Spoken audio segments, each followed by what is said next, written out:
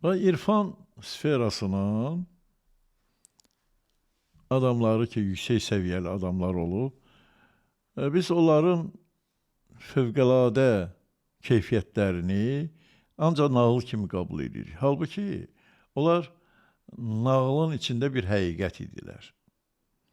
Bax, belə bir sual verirəm də. Niyə görə böyük irfan insanlarının bir neçə qəbri var? Məsələn, Nəsiminin 3 yerdə qəbri var. Nəyə görə? Biri Suriyadadır, Hələb şəhərindədir. Biri Türkiyədədir, Ağşəhərdədir. Biri də İrandadır.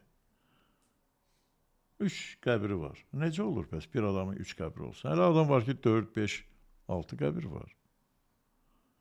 Yəni nə demək istəyirlər ki ona? İndi başa düşdüm, indi bu biraz yəni öz dövrü üçün çox məşhur insan olubdu. Yox, məsələ hələ onun qəbridir. Bir adamın qəbridir. O necə olur? Nə deyirəm? İrfan adamları öz ruhları ilə işləməyi bacarırdılar. Məsələn, ruhunu hara lazımsa göndərsinlər. Lap elə səma rəqsi nədir? Ruhu kosmosa göndərməkdir də. Yer kürəsi fırlanır, düzdür? Və bizim ruhumuz da yer kürəsinin sürətinə hesablanıb. Həmin sürətlə bədənimizə daxil olub ruh. Və yer kürəsi fırlanır, biz onu hiss eləmirik. Hiss edirsiniz yer kürəsi fırlanır? Yox. Oturmuşuq burada söhbət edirik. Amma yer kürəsi öz işindədir. Təyyarənin içində uçanda da belədir. Yəni hiss eləmirsən. Təbii ki, hiss eləmirsən. Amma yer kürəsinin hərəkətinin istiqamətində sən öz oxun ətrafında fırlananda həmin o köklənmədən çıxırsan. Yəni sənin sürətin daha çox olduğu üçün ruh bədəndən çıxır. Ona görə səma rəqsləri var. Səmazənlər 7 nəfər düşür ortaya, biri günəş olur, şəms, o birilər də ki, digər səyyarələri, yəni planetləri simvolizə eləyən səmazənlər olur. Fırlana səma rəqsini icra eləyə onlar ruhlarını bədənlərindən çıxarıb kosmosa göndərir. Türkiyədə var belə fırlanan rəqs Türkiyədə var, eləyirlər. İranda da var, səmazən deyirlər də, səma rəqsləri. Saat yarım çəkir təxminən. Bunların hamısının özünün senariləri var.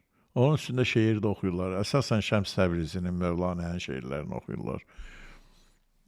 Hərəkət eləyə ruhları qalxır kosmosa. Orada kosmosda nə səs eşidirlər, hansı informasiyanı alırlar.